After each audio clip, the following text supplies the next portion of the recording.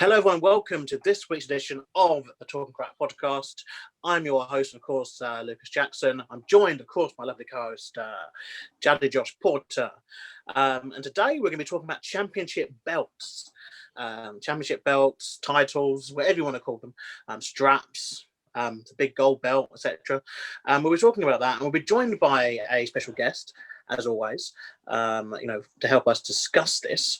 And the guest we are going to have this week is EPW and Alternative Wrestling World, AWW star Drake Wynter. So let's please welcome Drake to the show. Okay, so we're joined by lovely James, and we're talking about championship belts. And so we're going to start with quite a simple one, really. What's your favourite championship belt? This is either by design or by the lineage of the belt. It's up to you. So coming first to you, James. Going design-wise, definitely the 2002-2005 Undisputed title that WWE used. Oh, the one that Lesnar and Eddie had? Yeah, that one. Yeah, that's a quality belt. It's a quality belt, I can get behind that. What about you, Porter? It's a strong tie between the NWA World Championship and the New Japan Pro Wrestling Heavyweight Tag Team Championship belts. Very strong tie between those because obviously both have a lot of history behind them and both are just really good looking belts. Are like the history behind the belt, does that help? Like the belt's obviously got more history to it, or do you accept it being not as good, not as aesthetically pleasing, I guess? When it comes to aesthetics, I don't think it helps, but when it comes to making it my favorite belt, it helps. Yeah, good. Well, yeah. When it comes down to like the reigns and that, I guess. Yeah. I miss the belts being all different. I don't know. Like, I think some people like all the belts being the same. You know, especially now in WWE, they've got the whole one logo and it kind of goes everywhere. But I'm kind of with you, James. Like, I miss the days of belts being belts. Like the old World Tag Team titles, I thought were brilliant, and then they got rid of them and got those awful bronzy weird ones. I mean, now every belt's got two of them because obviously there's two sets. There's SmackDown and Raw champions. But I miss the belts being like belts. And I'm a big fan of the World Heavyweight belt too. To be fair, so when you think of like a World Heavyweight champion, who's the kind of person you think of then? Coming first to you, James. First person that comes to mind is definitely Ric Flair. Yeah, it's 16 times, isn't it? Carried himself like a champion every single time. So, yeah, I think he gave while there have been champions before him and obviously been champions since, he obviously added a new, pardon the pun, flair to it. The suits, the promos, the way that he dealt with himself, and obviously he spent as he's recalled a lot of times, he spent a lot of money during that time period on suits and just living that championship lifestyle. I guess in a way similar to how Muhammad Ali was doing it with boxing. You got Ric Flair for wrestling, and he is, I guess, when you think of World Heavyweight Champion, I guess Ric Flair is one of those. For me, it's personally Sting. I think of the Stinger with that belt. I've always been obsessed with Sting, though. Josh, what do you think? Probably one person that always comes to mind when it comes to world champions is Randy Orton. Obviously, being the legend, he took down multiple former world champions before picking up the world championship himself. And obviously being the youngest in history. Yeah, I guess, and he's had obviously championships over, was it now 3 decades now, I believe? Yeah. Which is, it's 14 times now, I think, as well, isn't it? Is it 14? Something like that, yeah. Or anyone that's held the NWA World Heavyweight. Yeah, I guess obviously they classify themselves more kind of, sporty, don't they? Yeah. Obviously things. I mean, in terms of like belts, though, it's interesting because obviously previously, when people were having a belt twice or 3 times or 4 times, that was quite a lot. Like I think someone like Bret Hart, for instance, isn't he a 5-time, 6-time, I think it is, world champion? And that was at the time was a big deal. I mean, obviously Stone Cold, I think, he got to that number 2. Same with Hulk Hogan. He got to 6 world championships in the WWE. Whereas now, like you said, you've got people like Randy Orton and John Cena already passing the double digits. Is it a better thing now that people win more championships, or is it worse? What do you think, James? I think it all depends on the circumstance. Like, you can have people who can hold the belt for like 2 months and it can feel like an eternity, and then they can get more title reigns in like that, and it can just become very sort of stale. But then you got other people who can hold the belt for 2 years and they can keep it feeling fresh the entire time, and they don't need as many title reigns. So I think it all depends on the person. Yeah, because I look back and I think the only person in recent memory to only be a champion once, as in he never had it since that, I believe, was The Miz, and before that was JBL. And obviously Miz obviously had been in the company since, and obviously has had, other championship reigns. But JBL ended with one and done, obviously retired off that. Obviously everyone else, including like, your Rollinses, Roman Reigns, etc., they are multiple time world champions. And it just feels, sometimes when you're questioning like how many times they won a championship, you're a bit like, I don't remember half those reigns happening, starting. So I get what you mean. What do you think, Potter? It's hard. It's a hard kind of idea, but my thoughts are, if you've held a championship 16 times, you've also got to think of how many times you've lost the championship. Yeah. But if you've held it once for the same amount of time, like for the same length of time as someone that's held it 16 times, I think I'd take that one person that's held it once over the person that's held it 16 times. Okay. Because they successfully defended it. I'll raise you with this though, because obviously at the moment, WWE has 2 weekly television, mainstream television shows, followed by their developmental brand NXT, and NXT UK, and they have pay-per-views every single month. 20, 30 years ago, they had 1 TV show, 3 pay-per-views, 4 pay-per-views, like a year, if that. Like, so you could argue that even if someone's had like Drew McIntyre this year, or last year, sorry, had the championship for 9 months. But, is that comparable though to a 3-4 year run that Hogan did back in the 80s? But there were less shows then. Drew McIntyre, he defended the title many more times, I guess, over that time period. I'd say that if someone's held it for a longer duration, like if we're talking the same time frame, same amount of shows from 1 year to the next. Say, Lucas, you won the championship 10 times last year. But I only won it once this year, but I held it for the entire year. I think that's kind of where it pivots in the sense. No, but what I'm saying, we can't compare the shows though, because obviously, Hulk Hogan would have had a championship in a year where there were perhaps 10, let's say there's 10 shows, whereas now Drew McIntyre's held it in a year where there's like 50. So is that more impressive? I'd say so, yeah. If you've successfully defended it more. So it's down to defenses then, is it? Well, yeah, like if you can hold it for longer and have more successful defenses, I'd say that's better than having more successful wins. Okay. James, same question. I mean, you can make the argument that Drew McIntyre has had more exposure because of the amount of shows, but then it's quite sort of weird to even try and say that and compare that to Hulk Hogan's 84 to 88 title run. Like, obviously, that was a legendary title run. So it's kind of, I don't know, it's one of those sort of like weird situations, isn't it, where Drew McIntyre probably had more exposure as the champion, like as far as like the shows he was on. But Hogan probably did more in less time. Yeah, look, obviously, just for obviously fairness, I was never suggesting that Drew and the reigns in particular were similar. Just obviously stating that, like the amount of defense or the amount of time having the belt, like is it quite similar? I mean, someone I guess you got to throw in there when it comes to championships and these longer reigns though is an enigma here, Brock Lesnar. So he's a part-time champion that has lengthy reigns.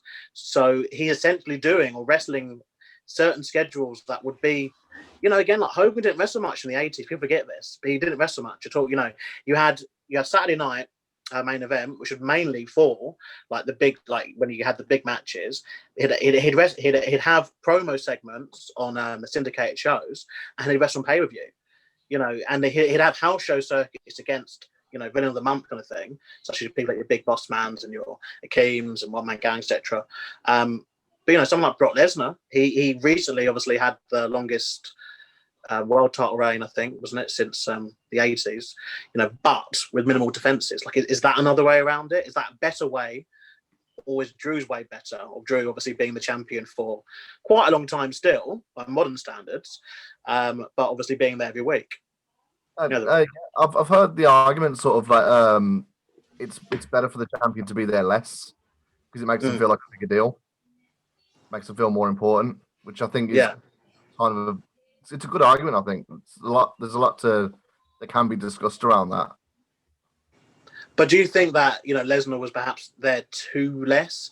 Because while he was an attraction for his matches when he was there was obviously long periods where the belt obviously wasn't even in the picture. The whole pay-per-views that are built obviously around there not being a world championship match because obviously Brock wasn't scheduled to defend. Yeah, I mean it's kind of a double-edged sword, isn't it? Like there's arguments for and against it. I personally like to see the champion there more because it feels a lot more fresh. Champion's not there like for a couple of months, like it can be all right because then you can kind of build the main event around stories rather than the title itself. But you do kind of need the champion to be there sort of at least every couple of weeks. No. Okay. Josh, same question. I think having them there is good in the sense of it keeps them there. It keeps them relevant. It keeps the title relevant by having it show up here and there. But by having it defended every week, I think that's where it kind of loses its attraction feeling, like James was saying. Because, for example, if you look at UFC and other promotions of that caliber, they have, say, one show a month or two shows a month, but they'll have a different championship defender on each show. So you're not wearing out the lineage of the title. I mean, it's kind of difficult to compare UFC to wrestling in that respect, though. Wrestling's always been centered. Because thinking of wrestling, like we're talking about belts, like wrestling's always centered around this world championship. And even when we get to British promotions, it always, and every promotion has it. Whether you call it, whether you be outrageous, as I like to say, and call your local town championship a world championship, or whether you say it's a British or European or or just heavyweight championship, there's always like one main belt that it's geared around. Whereas UFC obviously has been geared around obviously different weight categories, and obviously that in recent years have added obviously the women, etc., which add a new dimension to it. So yeah, I don't know if that's fair. Like I think something which obviously towards the end of the Monday Night Wars was criticised, and to be fair, they done last year quite a lot too, is having too many title defences on television, because you should really build up on pay-per-view, I think, to a big title defence like that. Because WCW in particular were notorious for having their world championship change on a TV show like a week before the pay-per-view. Which obviously, I think that does definitely damage it. Talking of damaging it, we'll move on to our next point then. So, like, worst champions of all time. And do they tarnish a belt's legacy? Like if there is a bad champion, to a belt which you once liked, is that belt now tarnished, or can it be redeemed? One which obviously it's topical because his documentary recently on Sky here was David Arquette. He obviously had a WCW championship reign in the 90s that did not go down well. Let's put it that way, did not go down well. And he's tried to redeem it. And to be fair, he's tried his hardest to redeem himself through the stuff that he's done the last few years. But there's definitely like always that caveat when you talk about the WCW Heavyweight Championship, and you have to remind yourself that, well, David Arquette was the champion, So yeah, it's coming first to you, James. Who would you say is apart from David Arquette, because he was particularly mentioned by myself, who would be like the worst kind of champions? And did it tarnish the belt? I'd probably go same year, same belt. I'd say Vince Russo putting the WCW title on his belt. That was literally just an ego thing. He did that just for an ego thing. Like he didn't need to do that, and it was one of the things that turned the WCW title into a joke towards the end of its run. Yeah, no, so I agree. Bad champions always ruin a belt's lineage, but especially when the belt's got that short amount of time left in its lifespan, it's definitely gonna essentially screw over the legacy a lot. I mean, we say this though because Vince McMahon, he did book himself to win both the ECW and WWE championships. So obviously the WWE one was more, but well, they were both angles. But I think when he won the WWF title, that was more like a direct angle. Like he won it and he lost it like straight away. But would you argue that was on the same level, or is there? I've probably got an unpopular opinion about this. I actually enjoyed both those two decisions. Oh, controversial. I think that they pissed off enough people at the right time for the right reasons, if that makes sense. Yeah. I think by the time Vince had won the ECW belt as well, a lot of the purists of ECW, you have to just accept that by that point, the pure vision that he had for ECW was gone. He had, the vision when it came back and he had RVD and Sabu and the Sandman and the regulars on, that vision was long gone. December to Dismember, it flopped, and we probably did a whole podcast about that show, to be fair, because it's quite an interesting one. That had flopped. They were getting in the new breed, but yeah. So by the point that he won the ECW title, to give him a sort of defense would be that, well, the belt was already kind of worthless, like as an ECW belt. So him winning it didn't damage it anymore because he'd already damaged it as much as it could be damaged. But yeah, same question to you, Josh. Who would you say like worst champion? I wouldn't say he was the worst champion, but he was the worst first champion. Oh. That being Jeff Jarrett in TNA when he created the King of the Mountain Championship, which he created from a nickname that he gave himself as an actual championship, like an actual sanctioned title in TNA. And he was the first one, and I think that's what ruined it the most, is that he invented it for TNA to be an actual sanctioned one, then he booked it for himself to win, which makes sense in a way because he's created it based on his nickname. But at the same time, I think having a promoter create a championship for themselves kind of ruins it from the outset. Yeah, I get that, but then wouldn't you argue that obviously you have $1 Million Man when he championship and he was the holder of it? Though it wasn't, and I mean it wasn't obviously it was sometimes sanctioned. It seemed very varied as to if it was sanctioned or not. There were obviously matches for it over the years, but I guess with Jeff Jarrett, it was obviously that he was obviously the promoter as well. Yeah. So there is that kind of thing. In terms of before we move on, I think the difference between the $1 Million Championship and the King of the Mountain Championship is the King of the Mountain Championship wasn't sanctioned straight away. It was just one that Ted DiBiase created for himself and the ringmaster. I think that's the considerable difference there, is one was sanctioned from the outset by the promoter for himself, and then one was just one that he brought along with him. DiBiase wasn't obviously a promoter. Exactly. That's what I mean. Like it was a gimmicky belt more than it was an actual sanctioned belt, in my eyes anyway. Yeah, I guess obviously with Jeff Jarrett in best that period of TNA, like he was obviously very all over the product kind of thing, which obviously I don't know, it might be something he might look back on and say perhaps not, perhaps he wouldn't have done it again.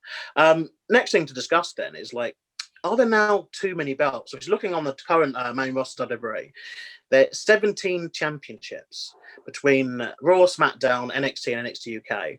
And obviously much of the 90s had 3, sometimes 4. When you added the women's back into it, it's still weird. I think the women's championship, which wasn't around for most of the 90s, because obviously, yeah. But but has it lost meaning? Because I mean, I struggle sometimes to remember who's champion, within their own company. But 17 belts, is that too many, James? I want to say yeah, because historically that's been the case. But then you also look at what belts they've got, and they all sort of serve a purpose. Like the women's tag team title, they needed to add. I don't think many people would say that they shouldn't have added that. Yeah, I agree. 24/7 title is a bit sort of redundant, but it's just there for a bit of fun. So, it's what confuses me though is do they technically have 2 cruiserweight titles? Because I'm pretty sure the cruiserweight title's being defended on both NXT and NXT UK, isn't it? Yes. So the story behind that is quite simple. Those that follow NXT and NXT UK will know.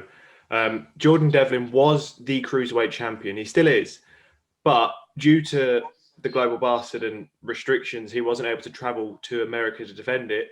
So NXT held an interim tournament to crown an interim championship, and they just haven't got around to having a unification match yet. Mm. But I wouldn't be surprised if they turned it into an NXT UK belt. I haven't watched either of them for a good few months now, so That's fair enough. Yeah, so they got we count that as 0.5 perhaps because I'm not too sure what is happening with that either. But I mean, I'm assuming that they wanted to maybe merge it sooner, but obviously it has now been a year of this. Believe it or not, almost a year of this. So yeah, so 17 belts though. Your point basically was, I get that. Like, I guess because there's different brands, and when you do think about the brands, they only have 4 championships per brand. Like in terms of, 24/7 women's tag, they float about. Even though 24/7 seems to be more on Raw because obviously R-Truth and that. But obviously there are 4 championships, obviously, and it's always followed this pattern. And obviously British promotions follow this too. Usually, it's always your main, your world championship, your mid card belt being the IC or US title on both brands, your tag team belts, and your women's strap. And that makes you 4 belts. And then obviously after that, like I said, you've got the NXT, which again, they follow the same method of. But they've added the North American instead of. I found this weird as well. Little thing here. So on Raw, you get to win the United States Championship. Yeah. On SmackDown, you get to win the Intercontinental Championship, which means that you are the champion of all the continents, right? And so NXT, which is the development brand, they get to win the North American Championship. And North America is bigger than the United States. I don't know whether they've figured that out because their developmental brand is basically better than their Raw, their A show, their 30-year almost historic show. I don't know. I can't think of a thing. I do think there is too many belts, but I'm still struggling. Like, what belt would I get rid of? The only way I'll get rid of belts if you got rid of a brand. And obviously then you have one brand, but and so you'd have obviously one set of belts each. But then even that would only take it down to what, like 13? Yeah, I think you kind of half hit the nail on the head with what you said earlier. Like, while there is a lot of titles there, when it comes to an individual person going after belts, there's only about 3 or 4 they can go after at a time.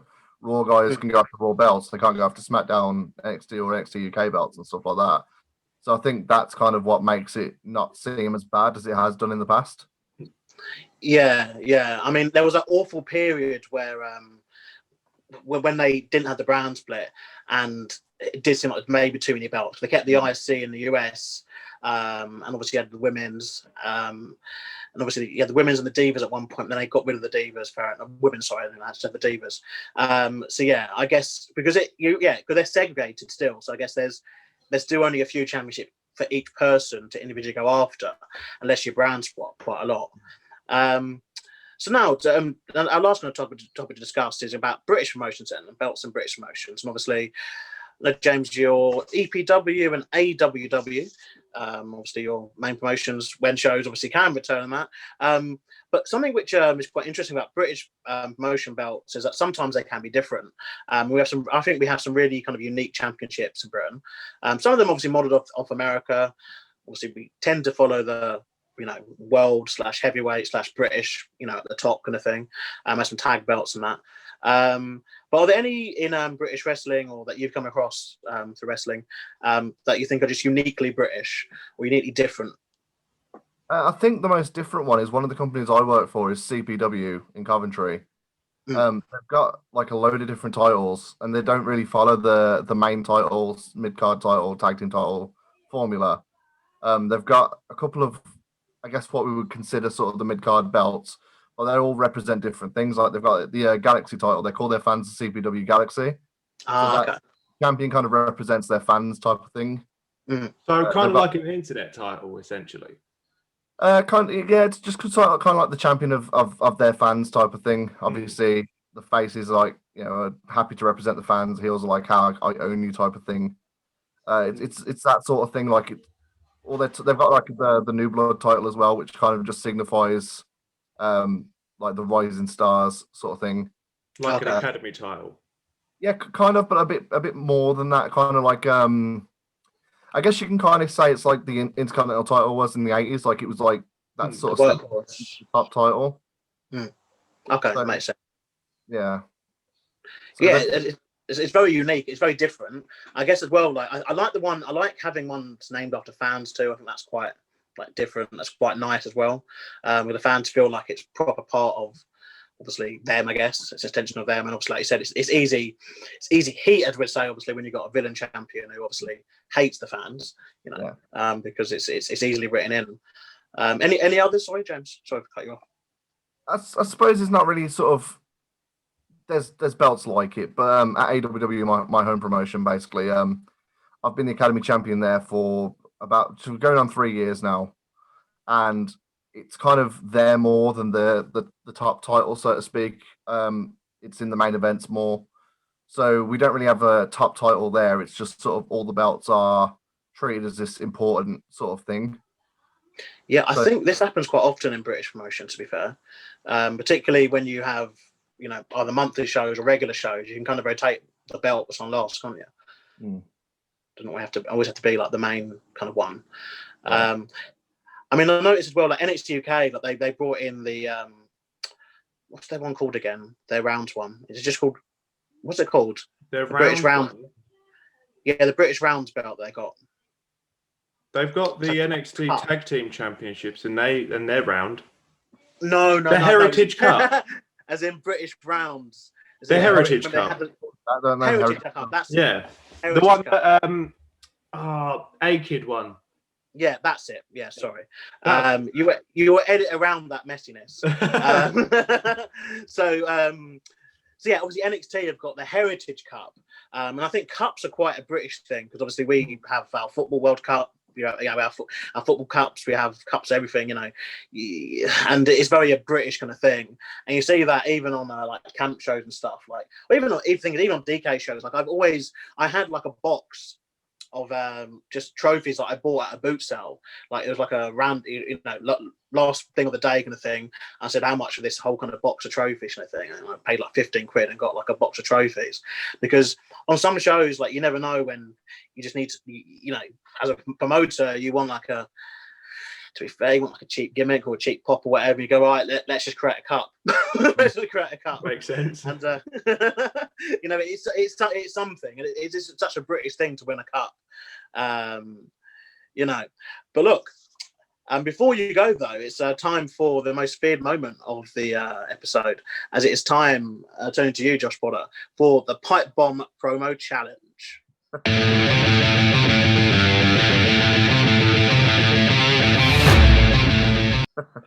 The thing that has made me many, many enemies. Right, so the rules are pretty simple. You get 1 minute to perform a promo with topics that I have given you. You'll be scored out of 10, 5 points by me, 5 points by Lucas.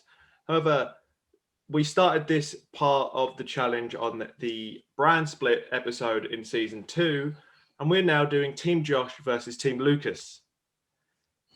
For this episode, because you are in the evens, you will be on Team Lucas, as he has managed to get the even episodes. Indeed. Do you understand the rules? I mean, yeah. Good. Your two topics are, you'll be facing Dante. I can never pronounce that name. You know who I'm on about. AWW champion Dante. Yeah. However, not only will you be challenging for his championship, but you'll also be defending yours in a unification match. Your AWW Academy Championship. You ready? Ready as I can ever be, sitting at home doing this towards the phone. Your 1 minute to give us a promo starts now. All right, listen here. I am the emperor of AWW, and I have been holding this AWW Academy Championship now for over 3 years. And the thing about empires is they need to expand.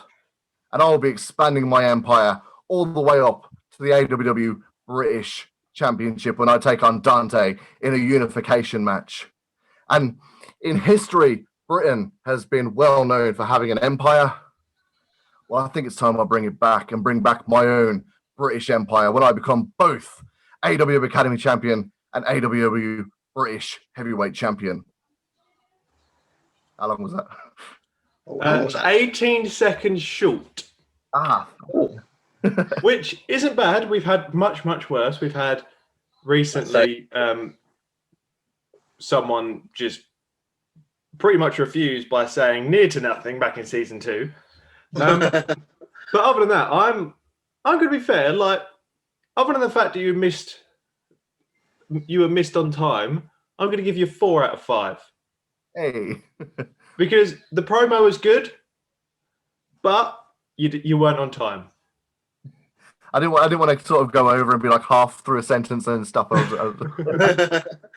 It's hard. I think the first thing that goes, obviously, being out of it for so long is timing, because you're so used to when you're doing shows or whatever, you know, be giving a time. Hopefully, sticking to it if you're one of those good wrestlers. But yeah, I'm just sort of told, cut a promo towards the camera. I'd say what's on my mind, and then I do a walk off type of thing when I'm out of things to say. Oh my God. Yeah, look, I like the promo. I like the promo. I like the whole Emperor kind of thing. I quite like that, and it's unification as well. It makes it like a big match. So yeah, I'll go 4.5. Hey, not bad. So at the end of that, you are the top scorer for Team Lucas so far on the Johnny season 3. However, you will also have the top scorer across the entire of season 3 so far with 8.5 points. That's what you get for inviting someone as good as me on. This is true. This is true.